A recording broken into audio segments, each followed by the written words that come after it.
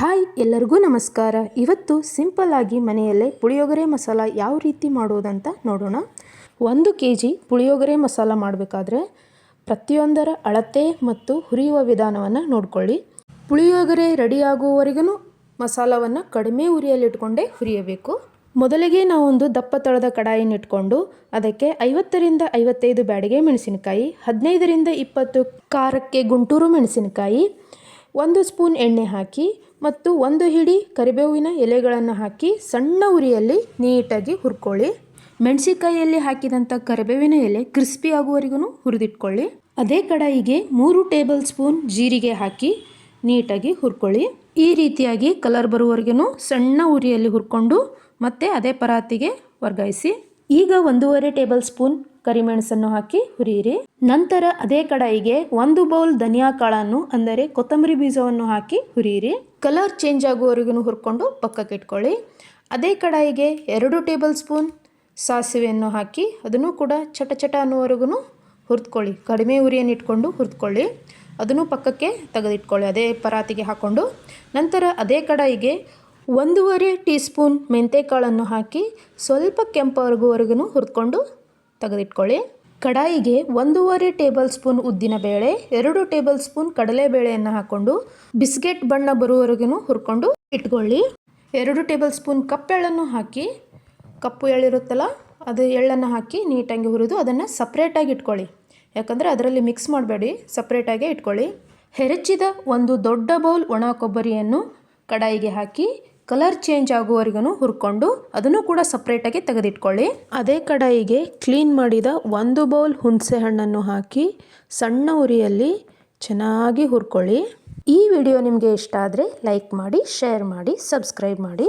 ಈಗ ಎಲ್ಲ ಹುರಿದ ಮಸಾಲೆಗಳು ತಣ್ಣಗಾದ ನಂತರ ಒಂದೊಂದಾಗಿ ಮಿಕ್ಸಿಗೆ ಹಾಕೊಳ್ಳೋಣ. ಒಂದೊಂದಾಗಿ ಮಿಕ್ಸಿಗೆ ಹಾಕುವ ವಿಧಾನವನ್ನು ನೋಡ್ಕೊಳ್ಳಿ.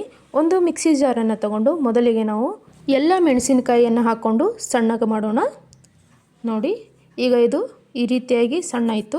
ಇದಕ್ಕೆ ನಾವು ಉಳಿದ ಬೇಳೆ ಮತ್ತು ಮಸಾಲೆಗಳನ್ನು ಹಾಕಿ ಸಣ್ಣಗಾಗುವವರೆಗೂ ನೀಟಾಗಿ ಮಿಕ್ಸಿ ಮಾಡ್ಕೊಳ್ಳೋಣ. ನೋಡಿ, ಈ ರೀತಿಯಾಗಿ ಚೆನ್ನಾಗಿ ಸಣ್ಣ ಪುಡಿ ಆಗಬೇಕು. ಈಗ ಇದಕ್ಕೆ ನಾವು ಹುರಿದ ಹುಣಸೆಹಣ್ಣು ಮತ್ತು ಹುಣಸೆಹಣ್ಣು ನಾವು ಎಷ್ಟು ತೊಗೊಂಡಿರ್ತೀವಲ್ಲ ಅಷ್ಟು ಬೆಲ್ಲ ಮತ್ತು 2 ಸ್ಪೂನ್ ಅರಿಶಿಣ ಪುಡಿ, 1 ಸ್ಪೂನ್ ಹಿಂಗು, 2 ಟೇಬಲ್ ಸ್ಪೂನ್ ಉಪ್ಪು ಹಾಕಿ ನೀಟಾಗಿ ಈ ರೀತಿಯಾಗಿ ಮಿಕ್ಸಿ ಮಾಡ್ಕೊಳ್ಳೋಣ.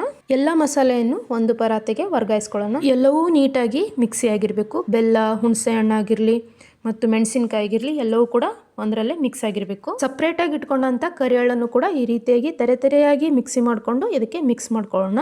1 ಸ್ಟೆಪ್ ಪುಳಿಯೋಗರೆ ಮಸಾಲ ಈಗ ರೆಡಿ ಆಯಿತು. ಈಗ ಒಂದು ಕಡಾಯಿಯನ್ನು ಇಟ್ಕೊಂಡು 3 ಟೇಬಲ್ ಸ್ಪೂನ್ ಎಣ್ಣೆಯನ್ನು ಹಾಕಿ ಅದಕ್ಕೆ 1 ಸ್ಪೂನ್ ಕಡಲೆಬೇಳೆ, ಉದ್ದಿನಬೇಳೆ, 2 ಟೇಬಲ್ ಸ್ಪೂನ್ ಸಾಸಿವೆ, 1 ಬೌಲ್ ಶೇಂಗಾ ಬೀಜ ಮತ್ತು ಕರಿಬೇವು ಸೊಪ್ಪನ್ನು ಹಾಕಿ ನೀಟಾಗಿ ಶೇಂಗಾ ಎಣ್ಣೆಯಲ್ಲೇ ಹುರಿದುಕೊಳ್ಬೇಕು.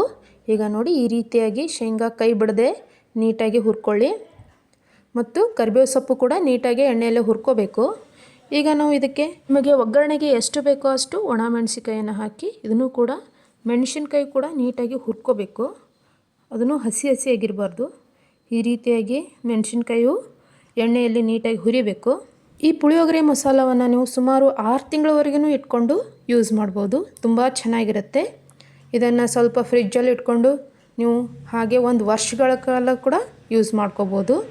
ಎಲ್ಲವೂ ನೀಟಾಗಿ ಹುರಿದ ನಂತರ ನಾವು ಏನು ಪೌಡರ್ ಮಾಡಿ ಇಟ್ಕೊಂಡಿರ್ತೀವಲ್ಲ ಮಸಾಲೆಯನ್ನು ಇದಕ್ಕೆ ಹಾಕ್ಕೊಳ್ಳೋಣ. ಇವಾಗ ಗ್ಯಾಸನ್ನು ಆಫ್ ಮಾಡಿ ನೀಟಾಗಿ ಒಂದು 5 ನಿಮಿಷಗಳ ಕಾಲ ನೀಟಾಗಿ ಮಿಕ್ಸ್ ಮಾಡ್ಕೊಳ್ಳಿ. ಇದನ್ನು 2 ರಿಂದ 3 ನಿಮಿಷ ಅಥವಾ 5 ನಿಮಿಷ ಚೆನ್ನಾಗಿ ಎಲ್ಲವೂ ಮಿಕ್ಸ್ ಆಗಬೇಕು. ನೋಡಿ, ಈ ರೀತಿಯಾಗಿ ಮಿಕ್ಸ್ ಮಾಡ್ಕೊಂಡ ನಂತರ ನಾವೇನು ಸಪ್ರೇಟಾಗಿ ಕೊಬ್ಬರಿಯನ್ನು ಇಟ್ಕೊಂಡಿರ್ತೀವಲ್ಲ ಹುರಿದು, ಒಣ ಕೊಬ್ಬರಿಯನ್ನು ತುರಿದು ಹುರಿದು ಇಟ್ಕೊಂಡಿರ್ತೀವಲ್ಲ ಆ ಕೊಬ್ಬರಿಯನ್ನು ಈಗ ನಾವು ಇದಕ್ಕೆ ಮಿಕ್ಸ್ ಮಾಡಬೇಕು. ಒಣ ಕೊಬ್ಬರಿಯನ್ನು ಹುರಿದು ಈ ರೀತಿ ಹಾಕೋದ್ರಿಂದ ರೈಸಲ್ಲಿ ತುಂಬ ಚೆನ್ನಾಗಿ ಹತ್ತುತ್ತೆ. ಅದು ಬಾಯಲ್ಲಿ ಬರೋದ್ರಿಂದ ಒಂದೊಂದು ಎಳೆ ಬರುತ್ತಲ್ಲ ಒಣ ಕೊಬ್ಬರಿದ ಎಳೆ, ತುಂಬ ಚೆನ್ನಾಗಿ ಟೇಸ್ಟ್ ಕೊಡುತ್ತೆ. ಈ ರೀತಿಯಾಗಿ ನೋಡಿ, ಪುಳಿಯೋಗರೆ ಪೌಡರು ರೆಡಿ ಆಯಿತು. ಇದನ್ನು ನಾವು ಆರಿದ ನಂತರ ಒಂದು ಕಂಟೈನರಿಗೆ ಹಾಕಿ ಸ್ಟೋರ್ ಮಾಡಿಟ್ಕೋಬೇಕು. ವಾವ್, ಎಷ್ಟು ಚೆನ್ನಾಗಿ ಕಲರ್ ಬಂದಿದೆ ನೋಡಿ ಪುಳಿಯೋಗರೆದು. ಎಲ್ಲ ಮಸಾಲೆ, ಶೇಂಗಾ ಬೀಜ ಎಲ್ಲವೂ ಮಿಕ್ಸ್ ಆದಂಥ ಟೇಸ್ಟಿಯಾದಂಥ ಪುಳಿಯೋಗರೆ ಮಸಾಲ ರೆಡಿಯಾಗಿದೆ.